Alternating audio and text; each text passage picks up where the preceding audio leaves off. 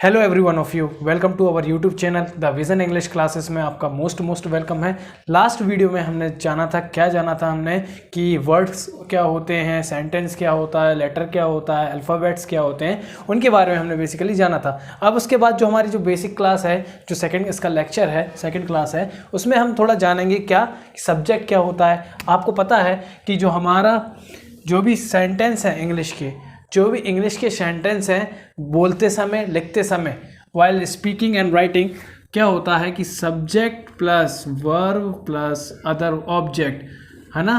इन्हीं से ही क्या बनता है, आपका सेंटेंस बनता है। सेंटेंस बनने से इन्हीं सेंटेंसों के ग्रुप को हम क्या बोलते हैं, पैराग्राफ बोल देते हैं, स्टोरी बोल देते हैं, बहुत सारी, है ना।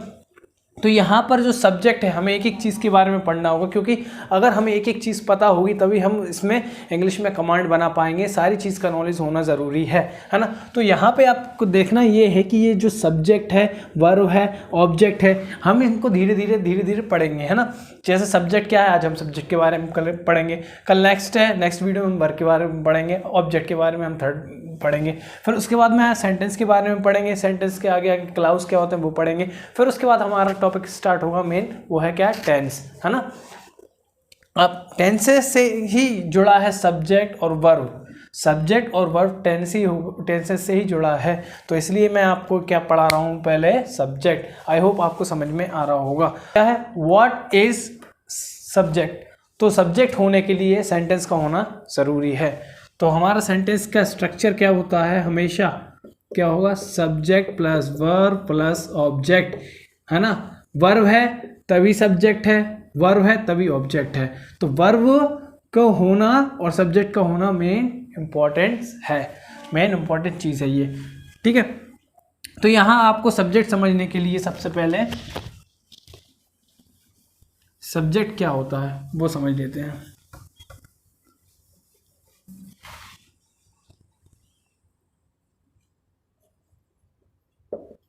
सब्जेक्ट, सब प्लस जेक्ट, इसका मतलब पहले समझेंगे। सब्जेक्ट ये क्या है, एक लैटिन वर्ड है। ये क्या है, एक लैटिन वर्ड है, लैटिन वर्ड से लिया गया है, ठीक है। सब का मतलब क्या होता है, सब का मतलब होता है somebody, है ना। और जेक्ट का मतलब क्या होता है, डूअर, काम करने वाला। सब्जेक्ट का मतलब क्या होता है, काम करने वाला, डूअर, ठीक, वाला वाले, काम करने वाला या वाली कह सकते हैं। तो यहां हमने समझा कि सब्जेक्ट क्या होता है, समबडी। अब समबडी और समवन होता है, समबडी और समवन में दो कंडीशन होती हैं। अब समबडी किसके लिए होता है, कोई व्यक्ति के बारे में बात की जा रही है, कोई पर्सन के बारे में बात की जा रही है, तो वो क्या होता है, समबडी में आ जाता है। चाहे वो क्या हो, गर्ल हो या बॉय हो, चाहे वो क्या हो, गर्ल हो या फिर बॉय हो। यहाँ पे संबंध में क्या होगा, तो संबंध में देखो यहाँ पे क्या आ जाएगा, पर्सन आ जाएगा, ठीक, एनिमल आ जाएगा और थिंग्स आ जाएगी। मतलब वस्तु, जानवर और पर्सन, मतलब first person, second person, third person में भी कोई सा हो सकता है, एनिमल भी कोई सा हो सकता है और थिंग्स भी कोई हो सकती है। तो वो क्या होता है, आपका समवन होता है। और समबडी क्या होता है, ओनली व्यक्ति हो सकता है, या तो वो गर्ल हो सकता है या तो बॉय होता है। तो आपने ये समझा कि सब्जेक्ट क्या हो गया, तो डूअर मतलब काम करने वाला, है ना, वाला या वाली हो गया। और सब्जेक्ट में क्या हो गया, समबडी, है ना, या फिर समवन। तो आई होप आपको सब्जेक्ट का मतलब समझ में आया होगा कि सब्जेक्ट का मतलब क्या होता है, सबका मतलब क्या होता है, समबडी या फिर समवन, है ना। समबडी में मतलब व्यक्ति आ गया, गर्ल या बॉय, मैन या वुमेन, ठीक है। और यहाँ पे क्या हो गया कि समवन में क्या हो गया, पर्सन भी आ गया, एनिमल भी आ गया और थिंग्स भी आ गए, ठीक है। और यहाँ पे जो सब्जेक्ट है वो क्या है, एक लैटिन वर्ड है। ओके, आई होप आपको समझ में आया। जेक्ट का मतलब क्या, डूअर, काम कैसे किया जाता है सब्जेक्ट के द्वारा। आगे बढ़ते हैं।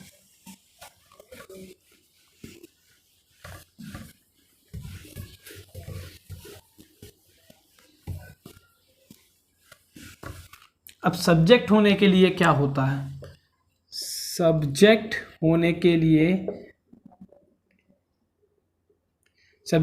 लिए क्या आवश्यकताएं हैं वो हम समझते हैं। सब्जेक्ट दो टाइप में बटा हुआ है हमारा, क्या क्या, एक तो आपका हो गया डूअर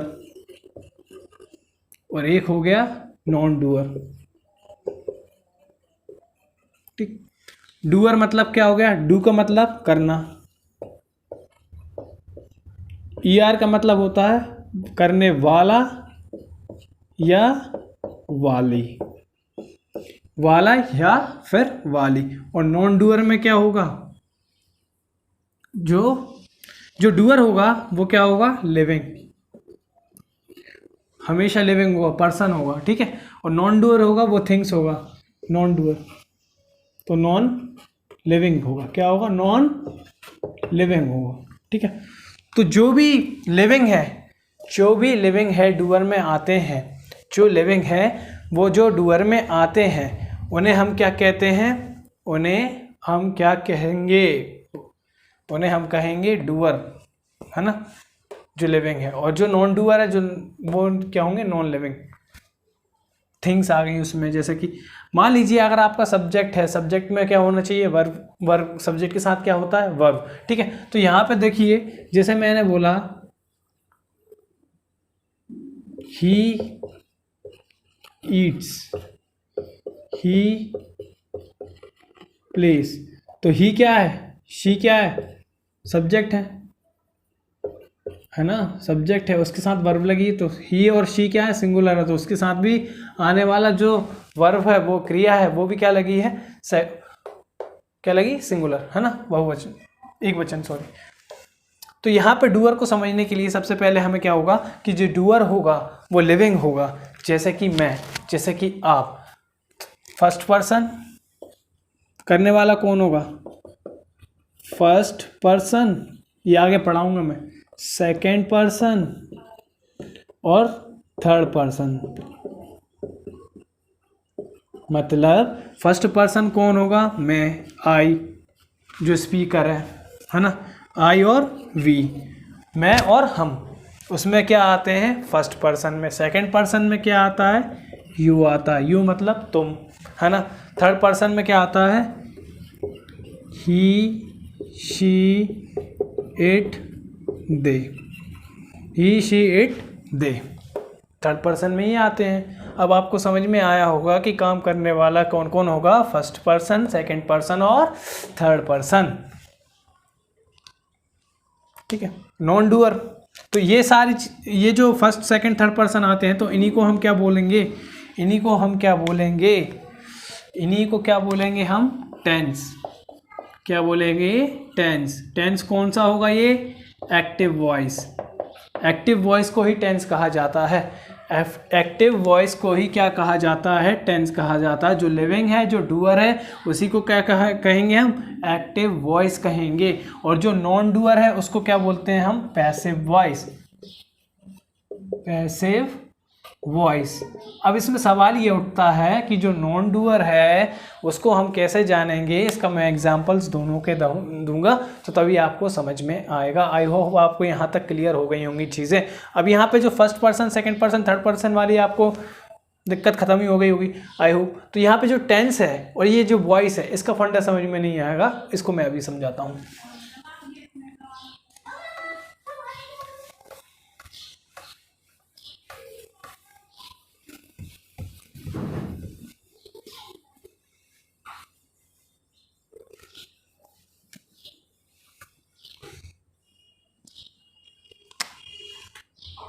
सब्जेक्ट को हमने समझा था क्या, कि जो डूअर है वो लिविंग है,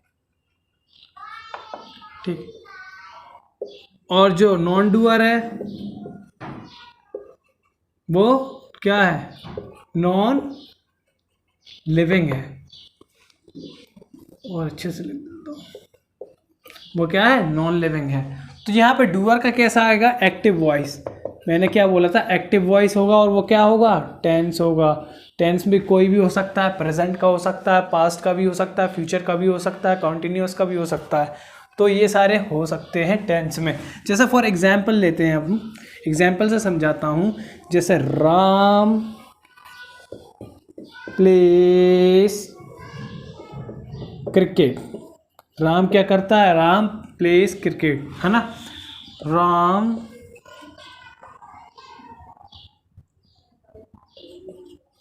प्लेड क्रिकेट,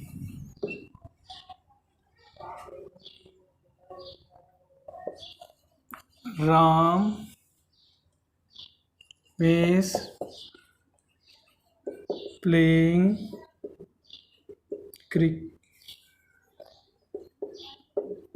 क्रिकेट। अब यहाँ पे समझना, ये जो 3 है टेंस के हैं, तो ये प्रेजेंट का है, सिंपल प्रेजेंट का। Ram place cricket, Ram cricket खेलता है ना। राम प्लेड क्रिकेट, राम ने क्या किया, राम ने क्रिकेट खेल लिया था क्या क्या किया, राम ने क्रिकेट खेल लिया था। Ram is playing cricket, Ram क्या कर रहा है, राम क्रिकेट खेल रहा है। राम क्रिकेट खेलता है, राम ने क्रिकेट खेल लिया था। Ram is playing cricket, Ram cricket खेल रहा है। तो यहाँ पे क्या होगा आपका, ये 3 कंडीशन बन गई। तो यही क्या है आपका, राम राम राम, तो सब्जेक्ट है। ये क्या है आपका, सब्जेक्ट है। इज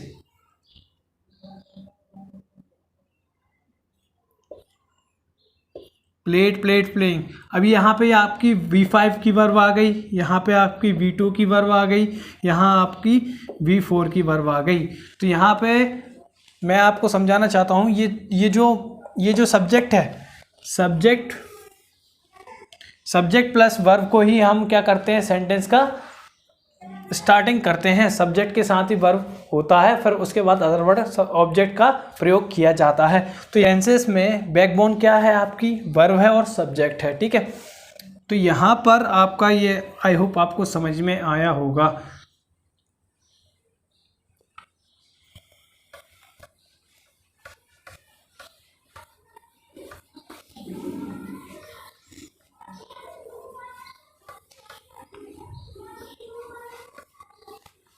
अब नॉन डूअर की बात करते हैं, टेंसेस की बात की हमने, अब नॉन डूअर पे आते हैं।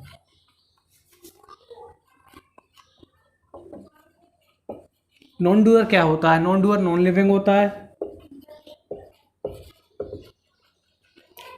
और ये वर्ब V3 ही हमेशा यूज्ड होता है, V3 का ही यूज़ करते हैं। V3 मतलब क्या होता है, जैसे कि मैंने बोला गो, वेंट और गोन, ठीक, ये 3 फॉर्म होते हैं वर्ब के। तो ये क्या है, V1 है, वेंट क्या है, V2 है, गो V1 है, वेंट V2 है, और गोन क्या होगा आपका, V3 होगा। तो V3 ही हमेशा किस पे यूज़ होता है, नॉन डूअर में हमेशा यूज़ होता है। और नॉन डूअर क्या होता है, नॉन लिविंग होता है। तो यहाँ पे फॉर एग्जांपल देखेंगे, आम खाया जाता है। सेकंड, सब्जियां बेची जाती हैं। हम ऐसा कभी स्पीकिंग में बोलते नहीं है ना, आम खाया जाता है, आम राम के द्वारा खाया जाता है, ऐसे बोलते हैं। जब हम कहीं मार्केट में गए तो यहाँ बोलेंगे यहाँ पर आम बिकते हैं, आम उसके द्वारा बेचा जाता है, ऐसा तो बोलते नहीं शुद्ध इतना। तो हम क्या बोलते हैं, आम बिकता है ना, सब्जियां बिकती हैं, ठीक है।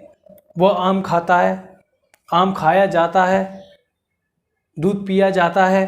तो यहाँ पर क्या है कि हम पूरा सेंटेंस का यूज़ नहीं करते हैं, यहाँ सिर्फ हम क्या करते हैं, जैसे कि इसका बनेगा, पहले वाले का क्या बनेगा, आम खाया जाता है। तो आम क्या बोलते हैं इंग्लिश में हम, mango is eaten, mango is eaten, mango क्या होता है, आम खाया जाता है।